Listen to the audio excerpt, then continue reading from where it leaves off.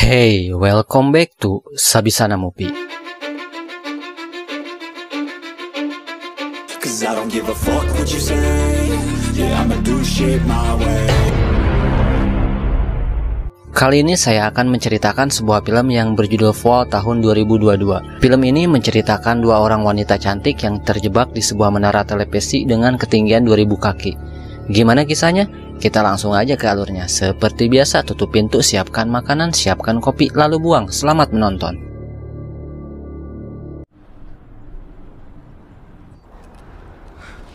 Film diawali dengan diperlihatkan sepasang suami istri dan satu temannya yang sedang memanjat sebuah pegunungan. Mereka ini sangat gemar menantang ketinggian, dan waktu itu menemukan sebuah celah yang mungkin agak susah untuk dilalui, dan terlebih dahulu melewatinya, dan mengaitkan tali itu ke bebatuan. Lalu dan menyuruh Becky untuk melompat. Akhirnya mereka berdua pun berhasil melewatinya. Di saat adrenalin mulai memanas, mereka berdua pun sempat-sempatnya adu pamatuk. Namun teman mereka yang bernama Hunter melihat mereka dan mengatakan, sepertinya kalian harus menyewa hotel deh kayaknya. Diketahui juga Hunter ini adalah pemanjat yang sangat handal. Saat mereka akan melanjutkan pendakiannya dan menemukan sebuah lubang dan akan mengaitkan tali itu. Namun ternyata di dalam lubang itu terdapat seekor burung nasar yang mengagetkannya, sehingga membuat Dan terjatuh, dan membuat Becky dan Hunter panik.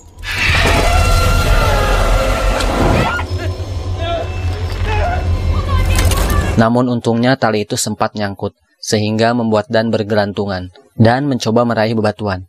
Akan tetapi talinya yang pendek membuat Dan tidak dapat meraihnya. Lalu Dan menyuruh Becky untuk memperpanjangkan talinya. Namun apa yang terjadi? Dan akhirnya jatuh meninggoy. 51 minggu kemudian terlihat Becky yang begitu depresi. Terlihat juga abu dari mendiang suaminya yang tersimpan. Ternyata Becky belum bisa menerima atas kehilangan suaminya. Becky selalu menghabiskan waktunya di sebuah bar. Saat akan pulang, Becky dihampiri oleh sang ayah. Sang ayah yang melihat anaknya begitu berantakan menasehatinya dan mengatakan jangan larut dalam kesedihan. Namun Becky ngeyel dan malah memaki-maki ayahnya. Saat Becky akan pergi, kemudian ayahnya mengatakan, bagaimana jika situasinya terbalik? Jika yang mati itu kamu, ayah yakin dia tidak akan menderita seperti ini. Namun Becky tidak memperdulikannya dan kemudian pergi. Saat tiba di rumah, Becky yang merasa begitu terpukul, kembali mencoba menelepon suaminya. Merasa sudah terlalu depresi, kemudian Becky mencoba untuk bunuh diri dan meminum semua obatnya. Akan tetapi gagal ketika HP Becky berdering. Becky ditelepon oleh Hunter sehingga mengurungkan niatnya. Lalu kemudian Hunter pun tiba. Setelah sekian lamanya mereka tidak pernah bertemu semenjak kematian Dan. Sebenarnya Hunter ditelepon oleh ayahnya Becky dan meminta untuk menemaninya. Kemudian Hunter memperlihatkan sebuah foto menara TV dengan ketinggian 2000 kaki. Dia ingin sekali menaklukkan tower tersebut. Hunter pun lalu mengajak Becky. Akan tetapi Becky sedikit takut dan bingung. Keesokan harinya saat Becky bangun, dia kembali melihat abu dari Dan yang disimpan selama ini. Seketika itu pun Becky berkata, ayo kita taklukkan tower itu. Dan akhirnya mereka pun berangkat. Saat di perjalanan, Becky melihat foto-fotonya Hunter. Di foto tersebut, Becky melihat ada tangan seseorang di fotonya Hunter. Becky pun mengejek Hunter. Memang sebenarnya Hunter ini jarang sekali pacaran. Singkat cerita, hari pun mulai gelap. Mereka pun bergegas ke salah satu restoran. Mereka berdua ngobrol sambil menunggu pesanannya datang. Dalam obrolan tersebut, Hunter memberitahu Becky jika dirinya adalah seorang VTuber. Dan Becky pun baru mengetahuinya setelah ditanya, ternyata Hunter hanya iseng-iseng saja. Dan siapa tahu dapat cuan. Kemudian Becky yang baterai HP-nya udah sekarat, ia meminta pelayan untuk meminjamkan colokan. Namun si pelayan itu tidak memberinya. Sontak dua wanita itu pun bertanya mengenai tower yang dilihatnya. Lalu si pelayan itu pun menjawab, tower setinggi itu sangat mudah ditemukan dengan lampu yang menyala di atasnya. Karena tidak diberi colokan, akhirnya Hunter pun mengajarkan sedikit trik yang cukup jenius untuk bisa ngecas tanpa bayar. Keesokan harinya, Becky bersiap-siap untuk melanjutkan perjalanannya. Hunter yang berpakaian seksi, ia pun menyetir mobil sambil nge-vlog. Namun mengenaskannya saat di tengah perjalanan, karena Hunter yang terlalu fokus nge-vlog, mereka pun hampir tertabrak sebuah truk yang melaju sangat cepat di depannya. Singkat cerita, saat mereka tiba di gerbang masuk tower, namun siapa sangka gerbangnya digembok sehingga mobil mereka tidak dapat memasukinya. Akan tetapi semua itu tidak menjadi penghalang baginya. Hunter pun mengajak Becky berjalan kaki untuk menuju tower tersebut. Di sepanjang perjalanan, Hunter terus saja ngeplog. Hingga di tengah perjalanan, mereka menemukan sekumpulan burung yang sedang memakan bangkai hewan. Melihat hal tersebut, tiba-tiba Becky sedikit flashback dengan peristiwa kematian suaminya yang diakibatkan burung. Kemudian ketika sampai di depan tower, melihat tinggi tower itu, Becky pun merasa ragu serta takut untuk memanjatnya. Sementara itu Hunter justru malah makin bersemangat dan terus merekam tingginya tower tersebut. Dalam rekaman itu ia pun mengatakan pada para fansnya untuk memanjat tower itu sampai pada puncaknya. Sementara itu Becky yang ketakutan semakin ragu untuk melakukannya. Akan tetapi Hunter terus berusaha menenangkan dan menyemangatinya.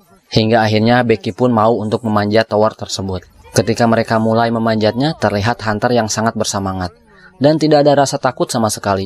Sedangkan Becky terus memanjat tangga tua itu dengan rasa ketakutan. Ketika Becky sedang memanjat, ia hampir saja terjatuh karena salah satu tangga yang ia injak patah.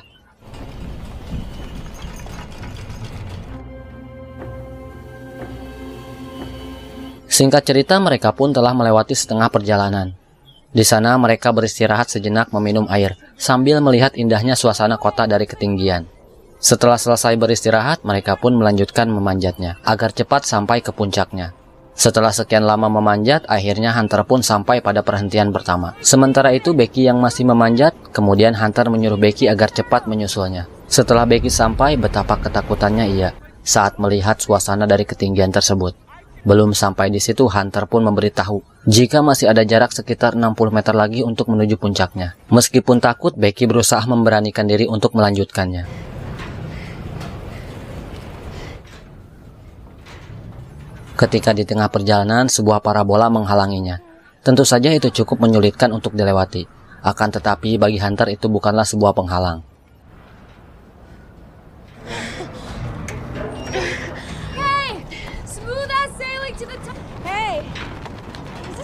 Ketika usai melewati parabola itu, Becky mendengar suara besi yang jatuh. Ia pun merasa lebih takut. Akan tetapi perjalanan mereka tinggal beberapa meter lagi untuk sampai ke puncaknya. Hingga pada akhirnya mereka pun sampai pada puncaknya.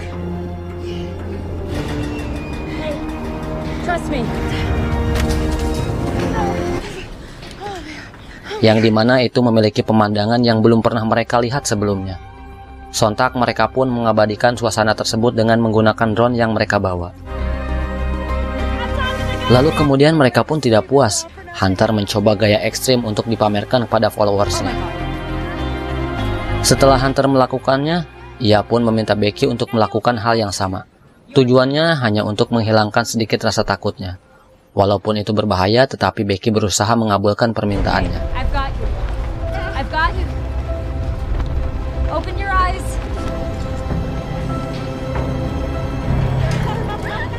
Kemudian setelah melakukan hal ekstrim tersebut, keduanya sangat senang, hingga tibalah waktunya Becky membuka kotak yang berisikan abu dari suaminya, guna untuk mengubur dalam-dalam rasa rindu pada suami yang selalu menghantui pikirannya. Kemudian setelah Becky selesai menabur abu, ia dibuat heran oleh Hunter, karena dia tiba-tiba sedih. Entah kenapa setelah ditanya, ternyata Hunter hanya terbawa suasana saja.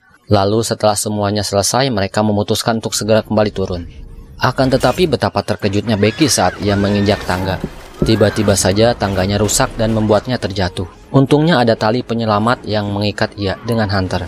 Sontak Hunter pun langsung menarik Becky dengan sekuat tenaga.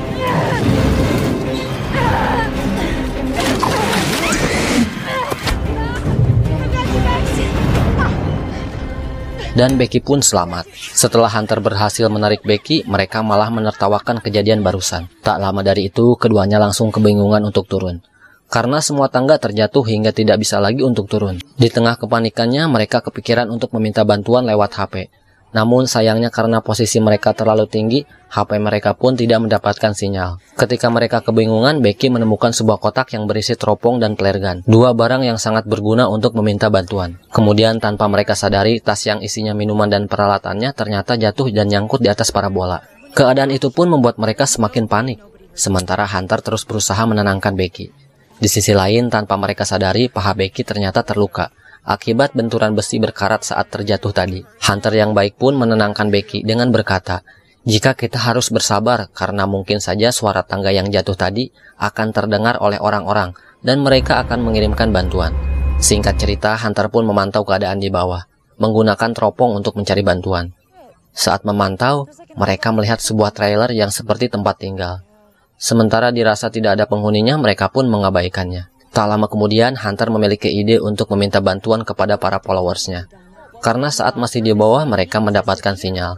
Mereka pun mencoba di mana terakhir kali mereka mendapatkan sinyal. Kemudian Hunter membuat postingan di sosmed berbentuk permintaan bantuan jika mereka terjebak di ujung tower. Ia pun mengikat HP-nya dan diturunkan ke bawah untuk mencari sinyal. Akan tetapi tali itu terlalu pendek sehingga Hunter terpaksa melakukan cara yang sangat berbahaya.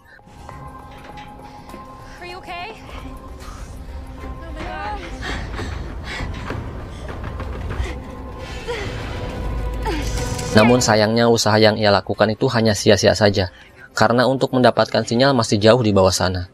Lalu Becky pun memiliki cara lain, yaitu menjatuhkan HP agar mendapatkan sinyal dan pesan bantuannya pun akan terkirim. Karena menurutnya HP akan rusak jika dijatuhkan tidak menggunakan apa-apa. Akhirnya sepatu Hunter pun dikorbankan dan dilapisi kaos kaki guna untuk melindungi HP dari kerusakan. Namun karena jarak terlalu tinggi, sepatu dan kaos kaki saja tidak cukup. Akhirnya Hunter mengorbankan BH-nya. Mereka pun berharap HP tidak rusak dan pesan juga terkirim.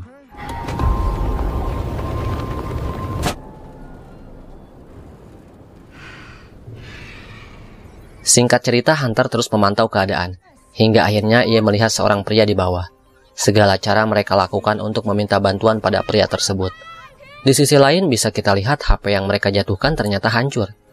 Melihat si pria itu hendak pergi, Becky pun mencoba melemparkan sepatunya. Namun sayangnya pria tersebut menghiraukan sepatu itu, karena dia menganggap itu hanya sepatu bekas yang tak terpakai. Di tengah kepanikannya, Hunter melihat pria itu pergi menuju trailer yang sepertinya itu tempat tinggalnya. Melihat hal itu, mereka pun berharap masih ada harapan untuk selamat, dan berencana meminta bantuan menggunakan flare gun saat hari mulai gelap. Singkat cerita, hari pun gelap. Terlihat Becky yang sedang mengenang rekaman acara pernikahannya.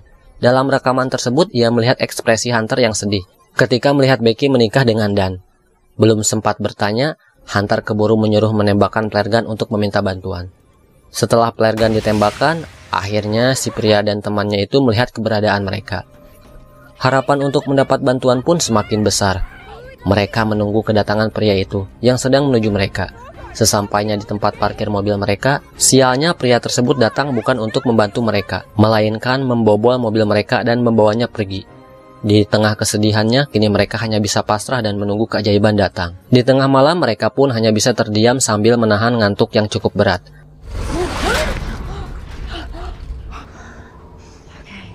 Kemudian saat Becky melihat tato angka 143 di kaki Hunter, sontak ia pun bertanya, apa arti dari tato tersebut? Karena mengingat suaminya yang selalu mengatakan angka tersebut sebagai pengganti dari kata I love you kepadanya. Dan benar saja Hunter menjawab dan mengaku jika dirinya pernah menjalin hubungan dengan mendiang suami Becky selama 4 bulan. Ia pun langsung meminta maaf pada Becky. Mendengar hal itu, sontak Becky pun terkejut karena tidak menyangka akan hal itu. Ternyata Hunterlah yang lebih dulu menjalin hubungan dengan almarhum Dan. Karena Hunter tahu Becky akan menikahi Dan, akhirnya ia memutuskan hubungannya. Singkat cerita, setelah menunggu 1 hari 1 malam, mereka pun sadar jika HP yang mereka jatuhkan gagal untuk meminta bantuan. Meskipun merasa sudah tidak ada lagi harapan, mereka pun teringat dengan tasnya yang berisi makanan dan juga drone yang nyangkut di atas parabola. Padahal jika tas itu tidak jatuh, mungkin mereka bisa cepat meminta bantuan menggunakan drone. Akhirnya Hunter yang bernyali besar itu terpaksa memberanikan diri untuk mengambil tas tersebut. Hunter pun segera menurunkan tali.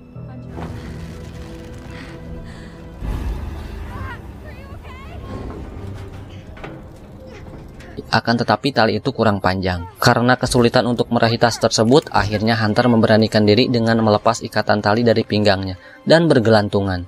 Akhirnya ia berhasil mendarat tepat pada posisi tasnya. Lalu ia memeriksa ke bawah. Ternyata benar tidak ada tangga yang tersisa sama sekali. Kemudian tanpa lama-lama Hunter mencoba mengaitkan tasnya pada tali. Namun itu kejauhan hingga ia menggunakan tongsis untuk membantu mengaitkannya. Akhirnya tas berhasil dikaitkan. Namun Becky yang berada di atas malah kebingungan. Karena yang terkait hanya tasnya saja, akan tetapi tidak dengan Hunternya.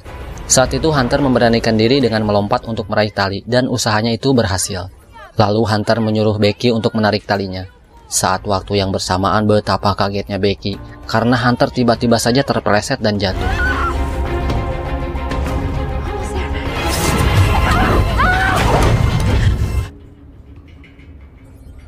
Setelah dicek, untung saja Hunter selamat dan masih bertahan.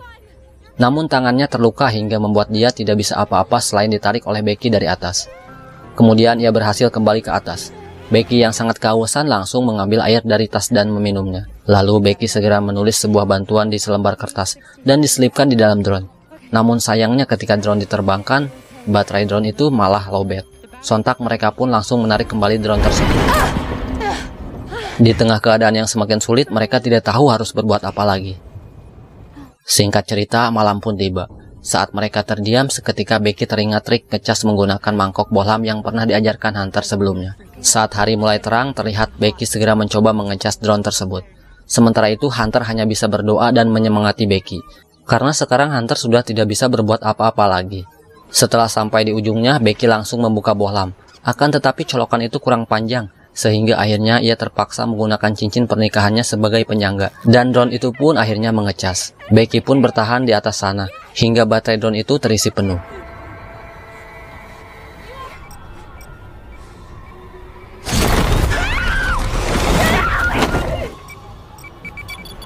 Dan akhirnya baterai terisi penuh, dan ia pun segera kembali turun. Lalu ia berencana menerbangkan drone di kala jam sibuk hotel, agar pesan bantuannya dapat dibaca oleh orang-orang di sana. Namun jam sibuk itu 2 jam lagi. Ia harus menunggunya selama itu. Saat menunggu, Becky tiba-tiba teringat pada ayahnya. Ia sadar jika selama ini ayahnya benar-benar menyayanginya. Ia berharap jika selamat dari kejadian yang sedang ia alami, ia akan lebih menghargai kasih sayangnya.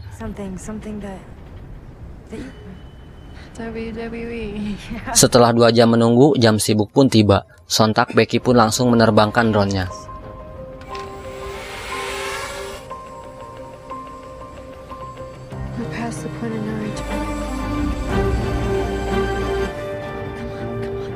Tinggal beberapa meter lagi sampai ke hotel, kesialan pun muncul lagi. Drone-nya malah tertabrak mobil truk yang sedang melaju cepat, dan parahnya lagi si supir malah mengabaikannya. Lalu supir itu langsung pergi meninggalkannya.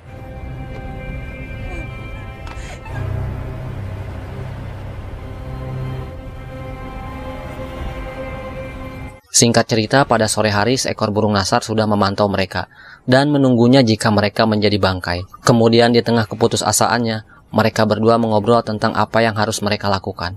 Ada satu cara terakhir, yaitu dengan menggunakan HP milik Becky. Ia meminta Hunter untuk memberikan sepatunya yang masih tersisa, karena ia sudah tidak memakai sepatu. Namun tiba-tiba Hunter berkata,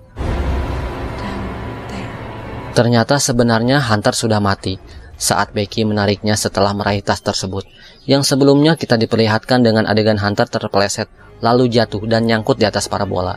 Jadi semenjak kejadian itu, Hunter masih hidup ternyata hanyalah halusinasi Becky saja. Dan semenjak itu pun Becky berjuang seorang diri. Ketika badai menerjang, Becky pun semakin merasa putus asa. Ia hanya bisa pasrah dan merasa tidak akan bisa bertemu ayahnya lagi.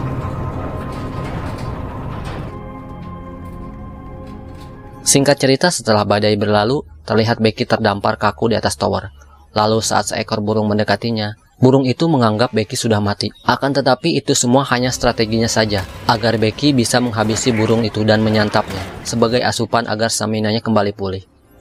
Setelah tenaganya terkumpul, ia pun segera turun ke tempat mayat Hunter.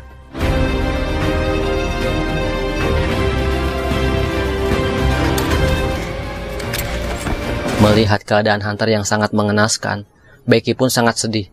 Namun ia harus bisa selamat bagaimanapun juga. Lalu Becky mengirimkan pesan permintaan maaf dan bantuan pada ayahnya dengan menggunakan sepatu Hunter, dan dimasukkan ke dalam perutnya yang sudah bolong karena dimakan burung. Lalu Becky meminta maaf pada Hunter, karena ia ingin memastikan kali ini pesannya harus berhasil terkirim dengan cara melemparkan mayat Hunter. Singkat cerita, pesan Becky pun terkirim pada ayahnya, dan ayahnya pun bergegas menuju TKP. Setelah sampai, ternyata tim SAR sudah lebih dulu sampai. Saat ayah Becky datang, betapa kagetnya dia melihat mayat yang sudah dibungkus. Dia kira itu Becky, tapi ternyata Becky selamat. Sementara mayat yang dibungkus itu ternyata mayat Hunter. Dan film pun selesai. Oke guys, sepertinya segitu dulu di pembahasan kali ini. Semoga kalian semua terhibur. Sampai jumpa di next video.